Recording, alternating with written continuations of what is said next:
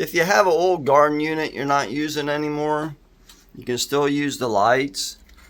I'm using the grow lights now above my cloning machine, so I'm going to show you how to set this up. So I have one up here and I have another one here. I was using these other Barina lights, but I needed about 6 of them to get close to the same output that these 2 Gardyn lights are using. So I have the Gardyn lights. You just unwire them from the system, and they come with these connectors on them. And when you buy this power supply, I bought a new power supply on Amazon for $25. It comes with a connection where you can put 2 wires in it. I just put a little extra tape around it just for safety. 2 wires in it, and it just connects inside this adapter. Or if you want to, you can use the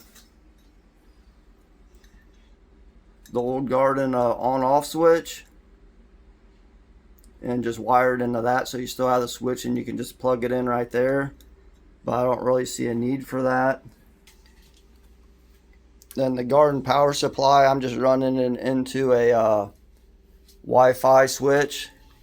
So like these plants here, what I'm doing, I just pulled all these strawberry plants off of some runners, so they're all pretty limp right now until they really start getting going.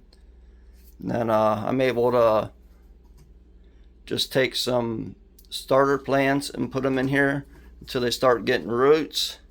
And once they have the roots are about 3 inches long, I can throw them into my lettuce grow farm stand or one of my garden units. So this is working really good. I think we're around 300 plus ppfd with this setup, so it works good if you need some extra light just to veg some plants.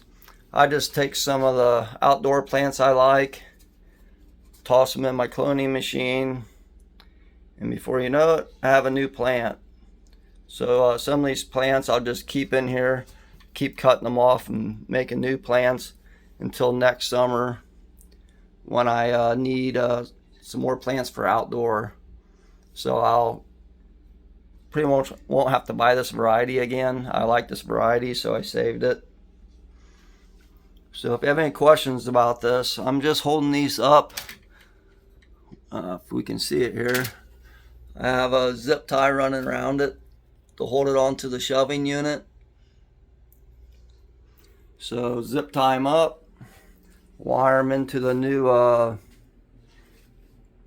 power supply, set it up on a Wi-Fi timer to how many ever hours you want to run. I think we're set up somewhere around 18 hours right now with lights on. So if you have any questions, let me know. I've only been running this light on here now for a couple of days to test it out.